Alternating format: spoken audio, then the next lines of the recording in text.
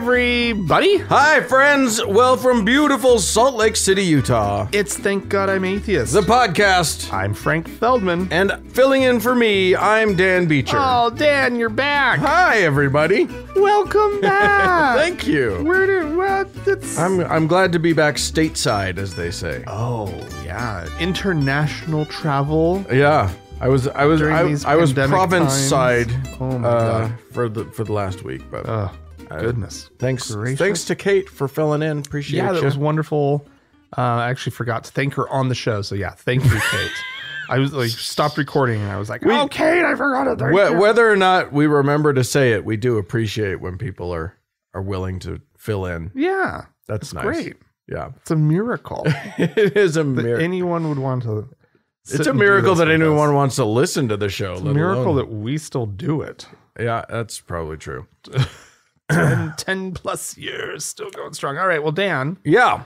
I got a story. Well, I hope so. That's the whole thing. Right here in our neck of the woods. Yeah. There's this fine institution of higher learning called Brigham Young University. It's a different neck. I would say it's the same woods, but a different neck. Down there in Provo, Utah. Yeah, it's a short jaunt, though. What is it, about a half hour? Hop in the car? Sure, 35, 40 minutes, something like that. Yeah. It's an ugly 35, though. Things just get worse and worse the further you progress. Anyway, what's happening down to the BY? Oh, my God. Of course, BYU is the Mormon university. Yeah, it is. It's not the only one. But it's one of them. No, but it is the flagship. Mm-hmm. It is a fine institution, or so they like to believe. Oh, yeah. They might be in some hot water.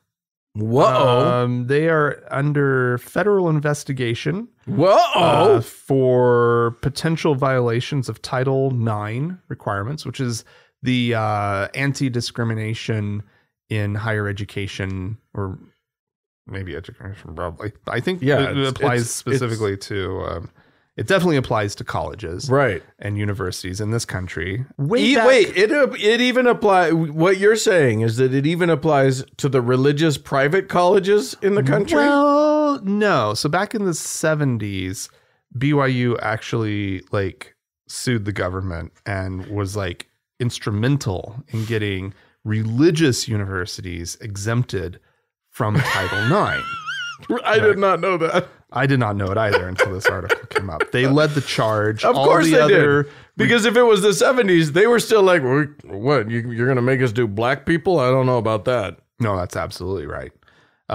And of course, they didn't quite know that the gay thing was coming down the pipe. Coming along. And more broadly, the LGBTQIA plus thing. Yeah. Of which I'm a part. And I was a student down at BYU. You were. And they have this thing called the Honor Code. Right. And this is what's getting them in hot water.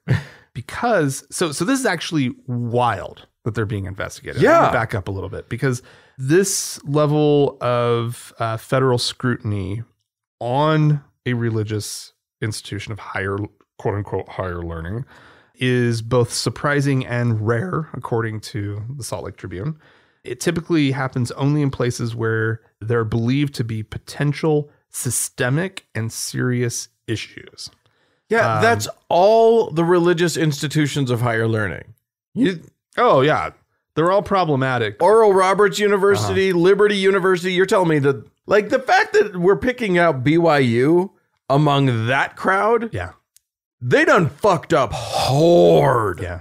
And I believe that Title IX is specifically about discrimination on the basis of sex. This is the one that has where there's supposed to be, it applies a lot to athletics. Sure. And making sure that there's good athletic programs for women. Right. As well at these schools, not just focused on men. Right. That works out great. Oh, totally. I mean, look at how large the volleyball stadium is. Yeah, exactly. But what they're looking at what triggered this, obviously some complaints, but what the university did that got the students complaining was, do you remember back in the spring of 2020, BYU made a change to the honor code? Okay. I don't think, okay. I don't remember this. Okay. Did we even talk about it? I don't know. I don't know what the change is yet. It's wild. So they removed a controversial section from the rules that banned homosexual behavior. Oh. So a lot of students celebrated. Some openly came out as queer. I remember that there was they tried to make it sound like they were softening up a little bit. And because they came out because school officials had told them that it was okay. But a few weeks later, they clarified that same-sex partnerships would still be prohibited. Right. Even if the ban was no longer expressly written. So now it's understood. Right, yeah. You guys, just because we removed it didn't mean that we're like changing the rules. We fixed it on paper, okay? That's what we did. It doesn't kids, if you're at BYU and you're listening to us and you're surreptitiously hearing us, if BYU makes a change, check with us before you act on it. Because we would have been able to tell you, you don't come out yet. Yeah. So anyway, those who act against the instructions of the university by holding hands or kissing, they could continue to face discipline. Right. And so what the investigation is looking at is how are they treating these students differently from the sort of opposite sex relationships and couples that are happening that are allowed to hold hands on campus. Interesting. Right. And that's what it's really coming down to at this point.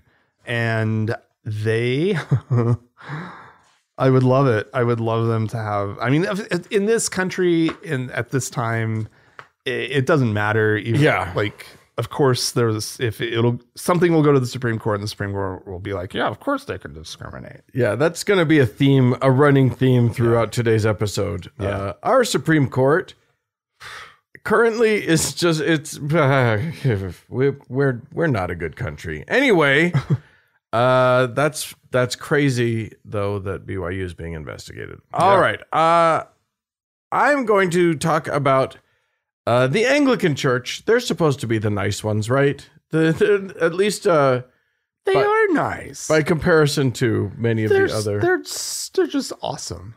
Yeah. So what did they do? There's a group. Okay, so the Anglican Church in North America, which is they call it the ACNAU. Anyway, I don't know. That's there's a mouthful there. The ACNA, but this is the Upper Midwest Diocese. They had a group that was overseeing. They decided to do actual investigation into sexual abuse allegations. Within their diocese. Okay, good for them. You kind of have to these days. It's all the rage. Everybody's doing it.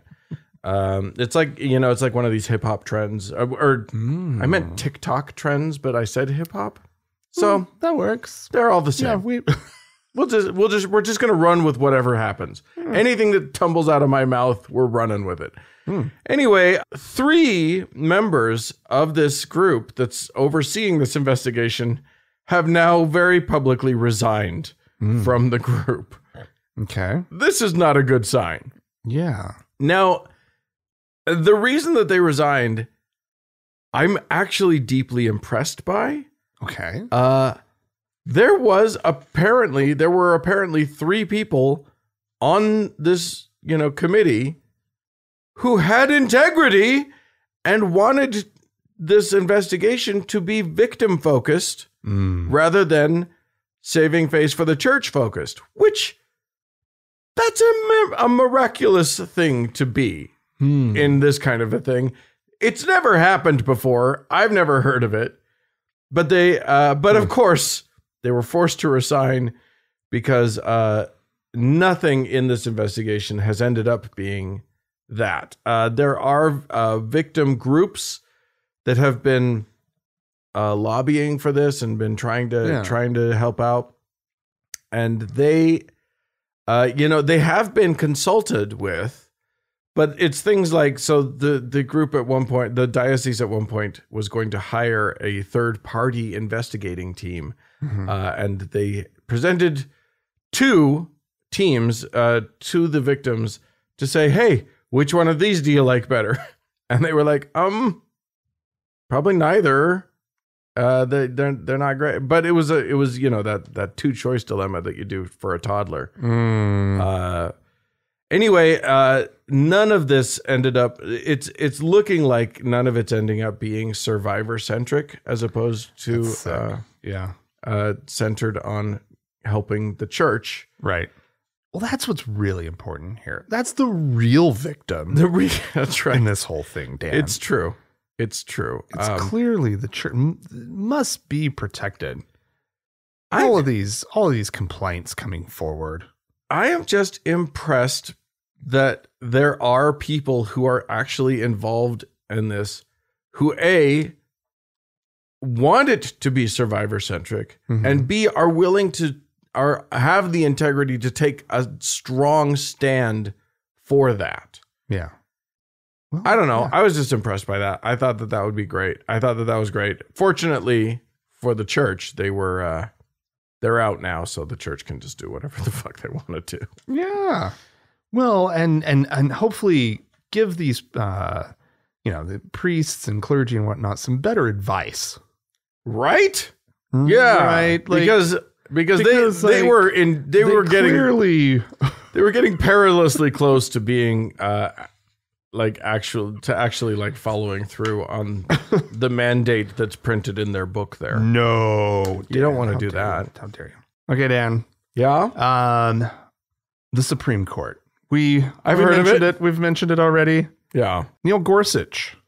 He's a peach. Yeah, he's one of them Trump appointees that everyone was so proud of. Whew, boy. Apparently he's none too happy about the fact that the Supreme Court actually did not take up a case, and he wrote a dissent about the court's refusal to hear this case, which has to do with a city in Virginia, the city of Fredericksburg, Virginia, that sort of questioned a church's tax exempt claims that they were making. Apparently in Virginia, a church can buy a house and have it be the pastor's house. Sure. The law specifically says the minister's house. Okay. And in the tradition of churches do this. Yeah. The church provides a rectory. Yeah. Right. For rectory, damn near kildery. No, never mind. I don't know if that's how that works. But anyway, this church already had a house for its minister. Oh. They were buying another property for a couple youth ministers. And the city's reading of the law in Virginia was that you get to buy a house for the minister. Sure. Not every minister that you decide needs some tax exempt property. Declare everyone in the congregation a minister, and nobody pays property taxes again. Well, that's probably what somebody should do in response to this attitude from Gorsuch. He came out swinging. He says the First Amendment does not permit bureaucrats or judges to subject religious views to verification. He wrote. He said the framers of our Constitution were acutely aware how governments in Europe had sought to control and manipulate religious practices and churches. They resolved that America would be different. Yeah, so apparently, though, because they didn't pick this up, the states, the decision stands and all of that. But this doesn't bode well. This is obviously a sentiment that is on our Supreme Court, that churches just get to do whatever the fuck churches want to do. Well, he says that, except that I gotta say, if just a few miles north of that place in Virginia, if the little religion that could up in Salem, Massachusetts, decides that they, as the Satanic Temple, want to pull the same kinds of shenanigans, Gorsuch will have plenty to say about that. Yeah. Oh, totally. Well, Gorsuch would never would never dream of ranting and raving about how the courts don't have the right to say anything about what the Satanists do or even what Islam does. You know what I mean? Like it's such bald-faced Christian supremacy. Oh, totally. That it's absurd. Well, and your suggestion that somebody needs to just like declare all their members ministers, absolutely. Yeah. Like that's the test here, right? Right. And like, why is any Satanist paying taxes on anything? Right. In the state of Virginia. In the state and I'm sure there are many other states. Yeah, any state that has a similar law, like most do. It would be absurd. Get on it, Lucian, Mr. Greaves. Anyway, in the meantime, I'm going to talk about a case that our Supreme Court decided they will take up. Oh, dear God. This is not going to go our way, ladies and germs. There is a high school coach named Joe Kennedy, Bremerton High. So apparently the story is after every game, he used to just kneel and pray out on the field. Just himself. That's so obnoxious. It's obnoxious, but I'm not calling constitutional violation just yet. Right. He's being a look at me, how holy I am. Right. He's doing exactly the thing that the Bible says not to do. Exactly. Don't pray out in public for everyone to see. Right. Do it in private. But fine. He's doing his thing. And then a couple of the players would start to join him. And then it just became this thing. And then, of course, it becomes this thing that's like cultural to the team where you got to go out and do the prayer. And it became a thing. And the school and the district said, hey, feel free to pray after the game, not on the field, not with the students. Just fucking do it at your house, dude. Yeah. Whatever. You know what I mean? And he refused and continued to do it, for which he was appropriately fired. Okay. And of course, he sued. This is going to the... he must not have won enough for them to actually fire a coach. Yeah. If he was the winningest coach around. Yeah. They'd just be like, can you just pretend like you're swapping recipes or something? We're just don't say Jesus at the end. I don't know. Do something. Yeah.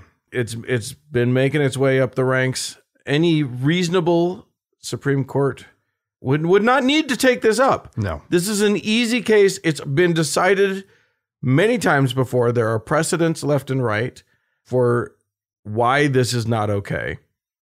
But as you pointed out, we've got people on this court who don't even believe in a separation of church and state in this way. It's only to affect the government and never to affect the churchy part. Mm-hmm. So I don't look for this to be a good thing.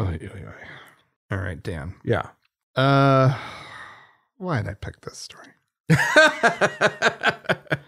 No, it's just another one of these. Someone in Pakistan says something and now they're being put to death because of blasphemy. Oh, you got to love a good blasphemy case. Yeah. So there's a Muslim woman. She posted something on WhatsApp. She sent a message. You don't really post things on WhatsApp. She sent a message on WhatsApp.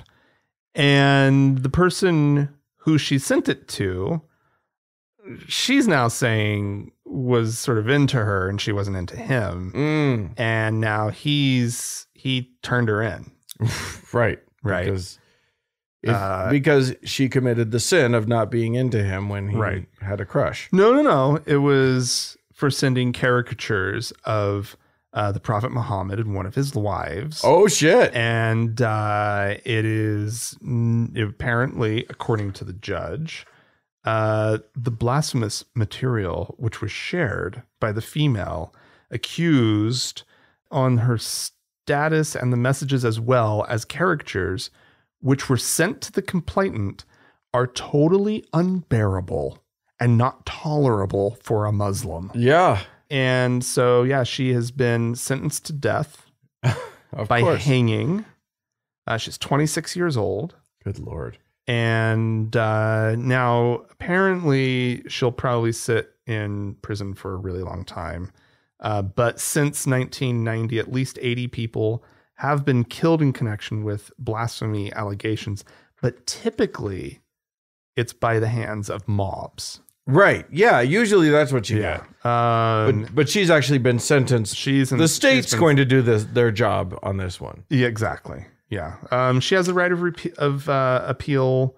It's just how sensitive can one little God be? I think we know the answer. But not even his little prophet Muhammad. Yeah. You can't make fun of him. You can't even draw a picture of him. Right. Yeah. Oh my God. She must have known. What baffles me is, how did she not see that coming? Like, if you live in... They'd probably exchange jokes. She probably knew that he was like-minded. Like, if you're in a country like the United States, even though we are basically a theocracy at this point, we know that we are safe to make fun of Jesus if we want to. Mm-hmm. We know that nothing bad's going to happen. They know that it is not safe. Yeah. Like, literally not safe for your body. Yeah. To make a joke about Islam, about Muhammad, about anything involving that in Pakistan. Yeah. I don't understand how, but yeah, there she goes. Okay. It's a costly mistake. Against a petty God. Yeah. Well, I'm going to go next door to India, where apparently there was a festival, the animal festival, Kanuma. Oh, delightful. Also known as another couple words that I'm not going to attempt. Okay. But it's a religious festival.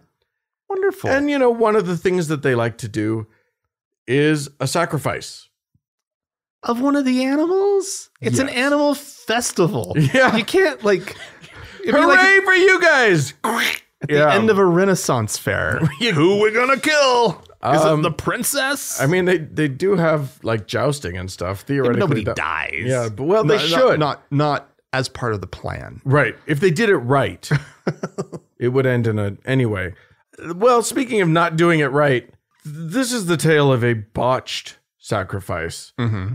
I would not have believed that you could botch a sacrifice this badly. Oh no. But apparently you can. The priest who was meant to cut the throat of the goat was drunk, apparently. Oh, it's a festival after all. Do we need to warn people? Yeah. You know what? We're gonna trigger. You're about to trigger me. So. Yeah. There was a man holding the goat. I don't know how, but apparently the man's throat got cut and not the goat's. I have no idea how this happens.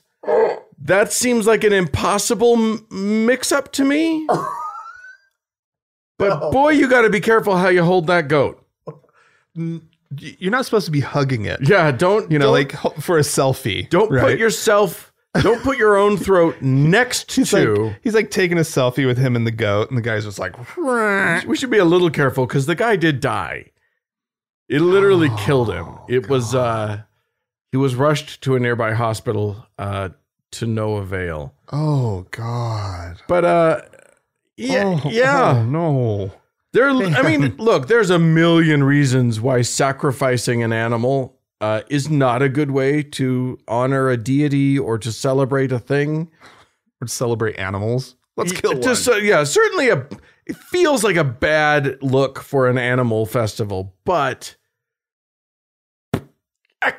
just maybe don't be drunk if you're the guy wielding the knife. That's a good rule. That's a thing. Is it bad that I would have felt worse if the goat had somehow been I know you're one of those people. Is what you are. Well, the guy was not was not innocent in this. That's right. He was participating in a reasonably not great ritual.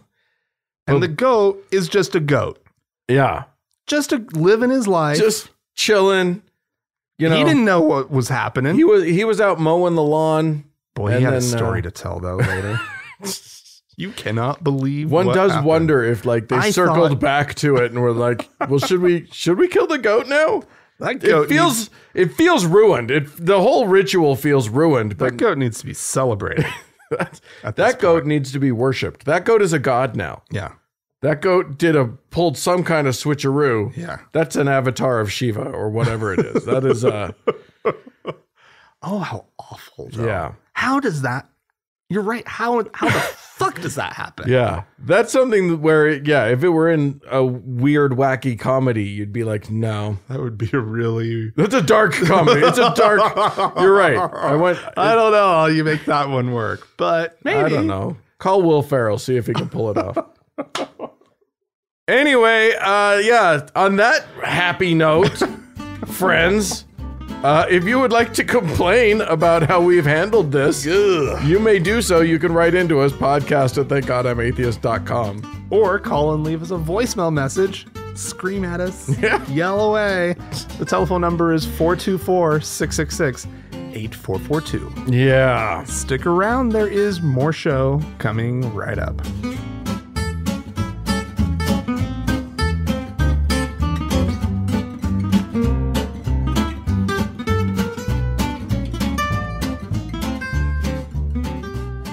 Well, Frank, do you remember Pastor Tony Spell, who got in a big heap of trouble at the beginning of the pandemic because he was there in Louisiana and he didn't want, he was going to have church no matter what, and he got into a bunch of trouble, and he just recently lost an appeal, so he's just, he might try to take it to the Supreme Court, and who knows what would happen then. Anyway, he's still preaching. Oh, good for him. And he knows what's up. Okay. This guy knows what's up. He doesn't know how to clear his voice, so I apologize for that. But he's going to talk to us about Pete Buttigieg now. He's not going to mention his name, but okay. But he's got some good stuff to say about him. There ought to be anger that rises up in us whenever the Secretary of Transportation, who is the forerunner to be the President of the United States in 2024 for the Democratic Party, came off of a 2-month maternal leave. It was not a woman, but it was a man that is married to a man. There ought to be anger inside of everybody here today that says something's wrong with our world. Something is wrong with people that can stand idly by and accept this as normal and as status quo. There ought to be anger, Frank. Yeah, I mean it's surprising how there's no anger. Yeah, there's clearly nobody's upset. Why isn't anybody mad about this?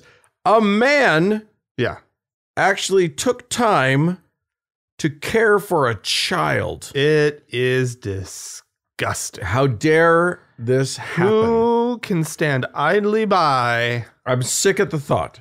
I am sick at the thought. Oh, just the worst. Oh my God. If Buttigieg ever became president, the minds that would explode, they wouldn't even know what to do with themselves. It would be so ugly. It would be so ugly. I mean, I guess we got through the Obama years. Yeah. And those were ugly. You know what? I want to see it. I mean, Buttigieg is a smart guy. I wouldn't object to him being president. Yeah. He wouldn't be my first choice, but that's fine. Now I want to see it just to watch their heads all explode.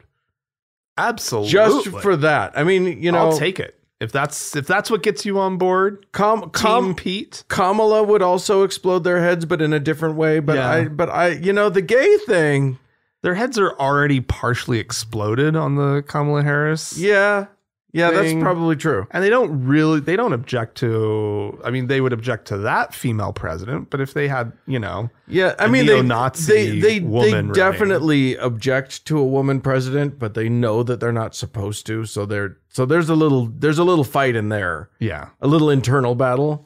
There's no internal battle over a gay president. They would just explode. Yeah, absolutely. Well, we had some folks write into us, so we'll get to that. y'all, you and Kate last week talked about ASMR. Oh, delightful stuff. As it pertains to the Bible specifically. Don't do.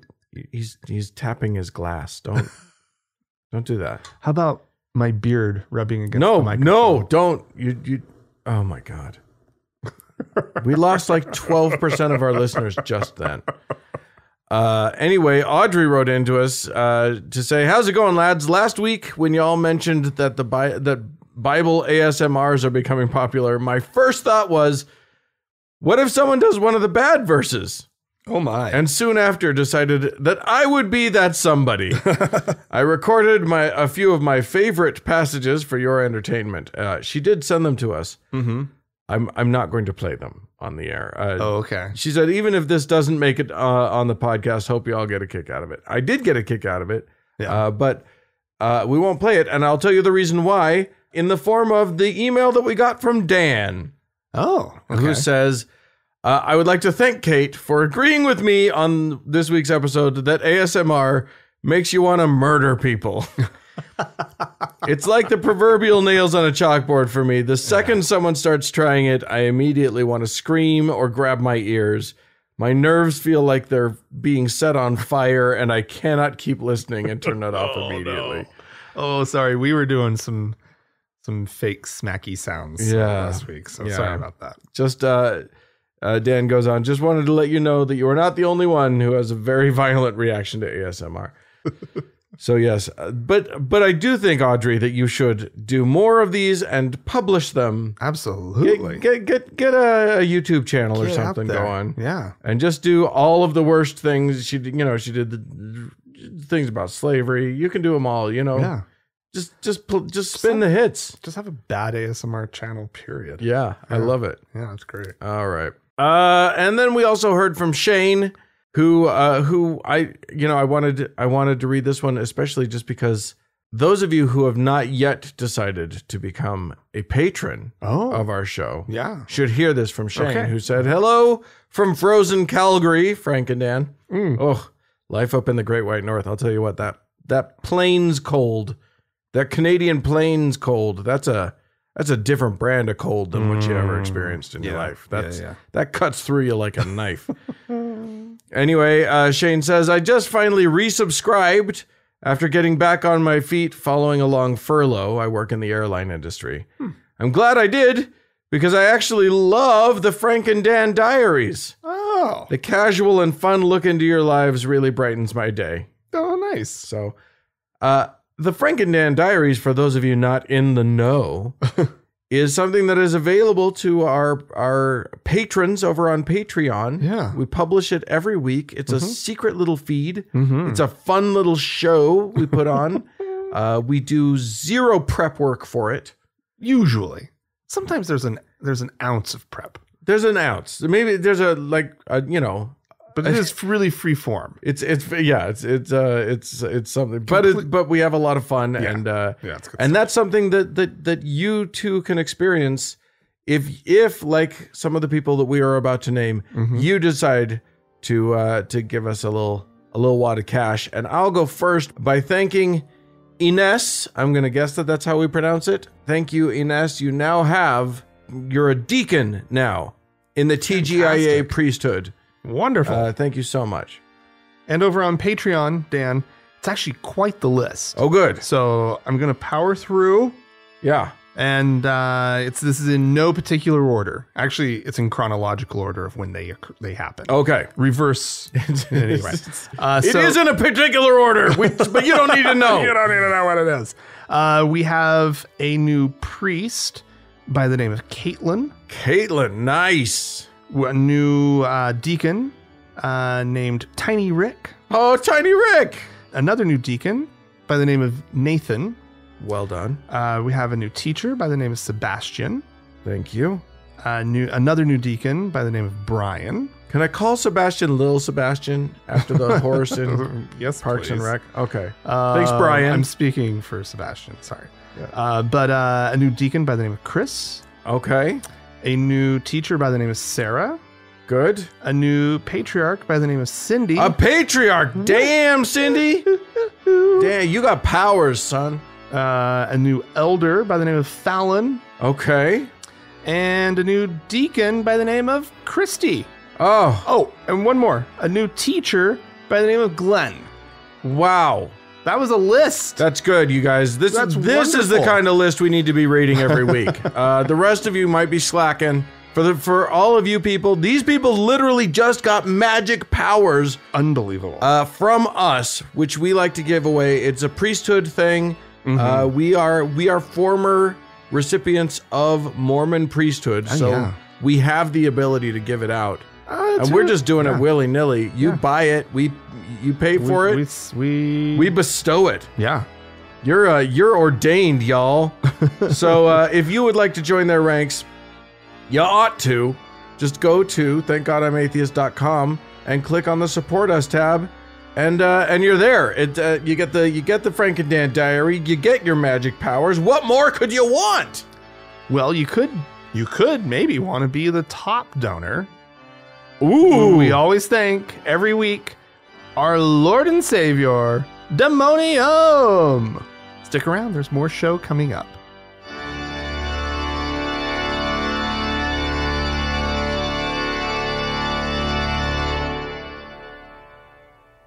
So Frank, Yes, Dan. here's what I wanted to talk about. One of the stories that I was going to do at the beginning of the show, but I thought led to a more interesting conversation for here.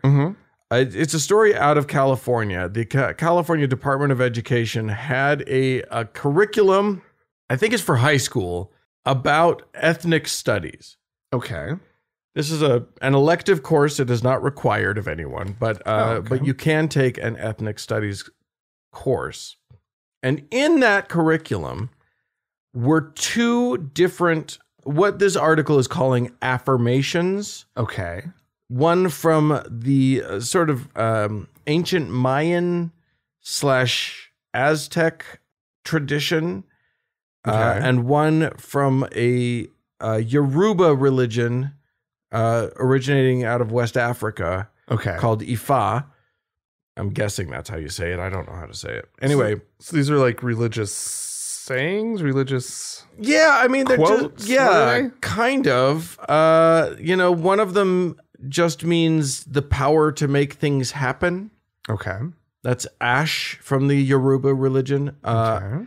And then the other one is the Mayan saying that just means something about you, something along the lines of "you are my other me," which is kind of nice. It's just sort of, we're all interconnected or whatever. Right. Okay.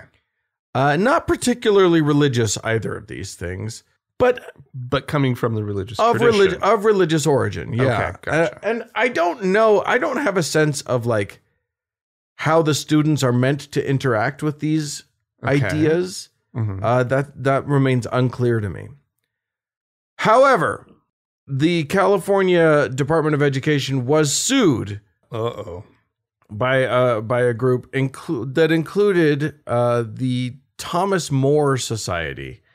The Thomas More Society is kind of like the Bizarro World upside down Freedom from Religion Foundation.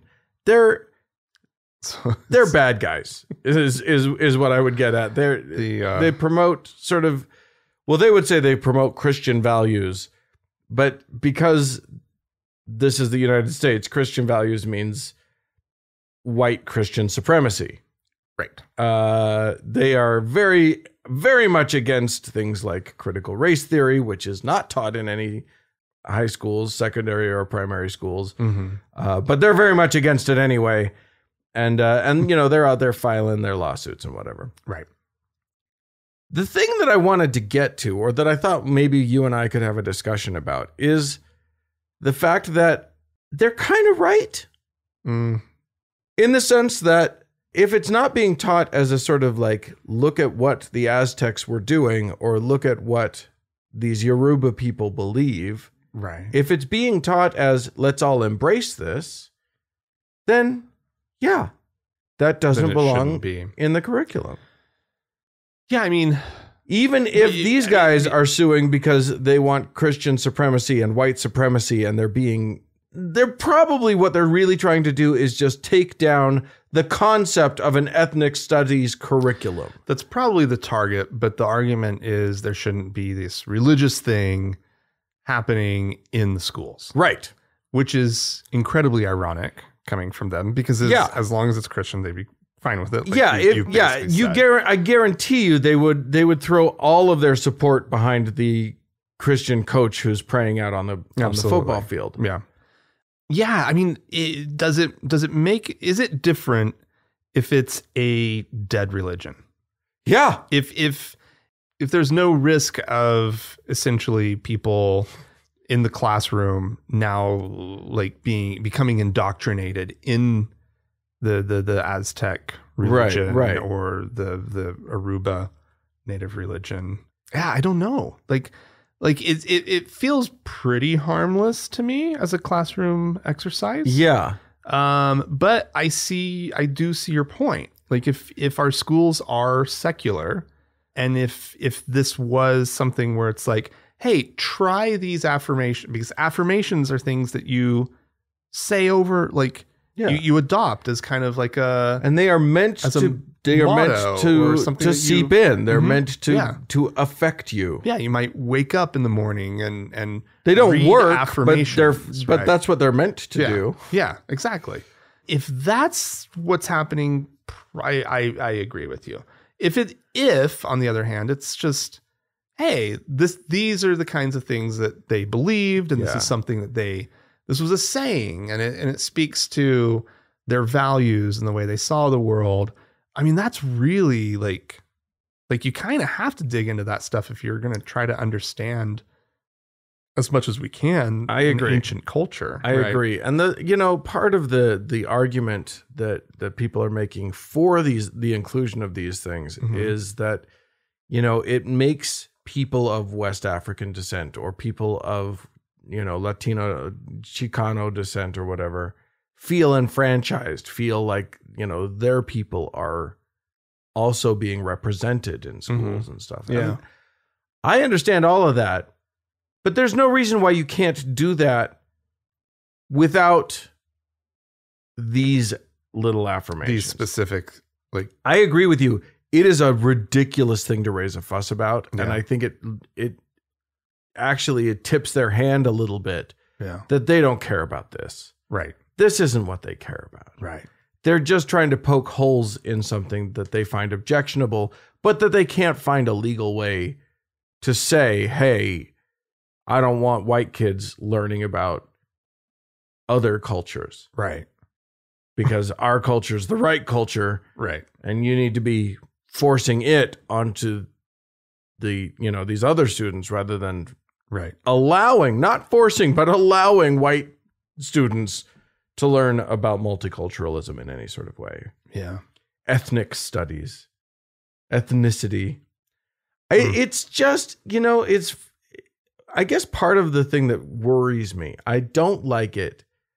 When a thing like this pops up and there's very clearly still an us against them vibe to the story, it's very easy to just take the oppositional position to the assholes. They're very clearly assholes. Yeah. Nobody's going to, I'm not going to argue against that.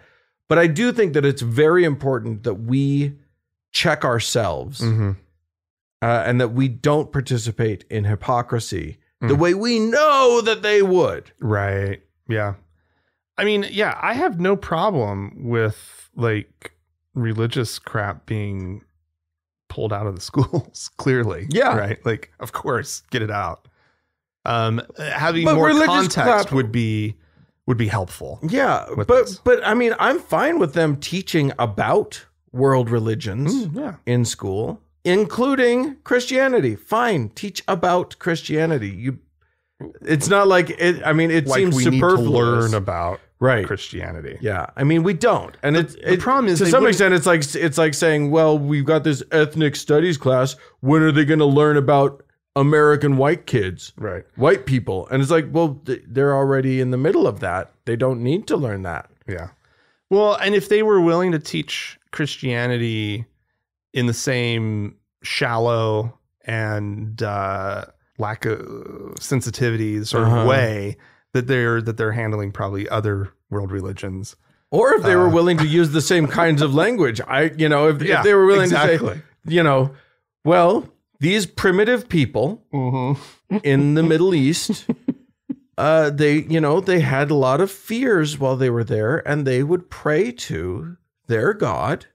And then, this man came along and he claimed to be the son of their God. And that was very important to them. Yeah. And they broke off from this other religion because they liked this guy. If they were to talk in sort of mythological terms about it, the way in the condescending way that they will talk about, Zeus and Horus and whatever, that'd be great. I would be fine with that. Yeah. They won't. They won't. I guess the trick for me is that I do see our side sometimes gleefully participating in every bit as hypocritical a position as that side is willing to do. And I think we need to be better than that. I think they need to be better than that too, but they won't be. Right. And they're not going to listen to me. And they won't root out their hypocrisy. No. But whereas I hear your point. Yeah. That it's, if there's somebody on the other side, right, conservative group making an argument kind of along these lines, we should be intellectually honest and open enough to be like, oh, well, wait a second. Their motives might be wrong, but the end result we should be fine with. Yeah. And it's hard though in an ethnic studies sort of context, right? Like, well, but you don't want to, it's tricky. And I assume that the teachers that teach this will still talk about, Aztec gods, and will still touch on, West African religion. They just won't have, they won't have the kids chant something or whatever it is that they were having them do as a demonstration. Right. Okay. And I'm fine with that. I'm also fine with again, there are other things that are silly, when Christian parents raise a huge fuss about their kids having to do yoga in school. And it's like, okay, now it's not yoga, it's stretching class. And look, none of the poses that they're in end in the word asana anymore. Right. Are you happy now? And yes, you're being silly, but okay. Let's take any religious stuff out of it. Yeah. You're actually right. Let's bend and stretch. Karen, and balance. You're right that there should be that this shouldn't be an issue in school. So yes. And yes, the service should have been better. Karen. Yes, Karen. Anyway. You are correct, Karen. Yeah. The server should have been more attentive. And you know what? That's maybe what's galling about it, is that it sucks to say, yes, you're right. You gloriously huge asshole. You are the grand turd that you are. Right. So I don't like saying that you're correct on this, but okay. I'm giving you this one. There you go. Yeah. Because really, they're on our side on this one. You stepped over onto our side? Okay, welcome. I assume that you'll be with us for the rest of these things then. Yes? Not really on our side. No, they're not. But they yeah. Anyway. Well, there you go. If you guys out there have examples of ways that our side has maybe been not what they could have been, maybe we could have been a little less hypocritical about something, you may feel free to write into us. The address is podcast@thankgodimatheist.com. Or call and leave us a voicemail message. The telephone number is 424-666-8442. Yeah. Hey, go to the Facebook page, would you? Click on the like button. It's TGI. What is it? It's facebook.com/TGIAtheist. And if you'd like to join one of our members-only lounges, you can do so. Go to thankgodimatheist.com/ members only, and then there's links to go to the. You can go to the various Discord. places. You can go to the Facebook group. It's fantastic. Hey, thanks so much to the Red Rock Hot Club for the use of their fine music. And thanks to Gordon Johnson for the use of his music. And thanks to all of you friends for tuning in. We sure do appreciate you. Thanks. Bye-bye.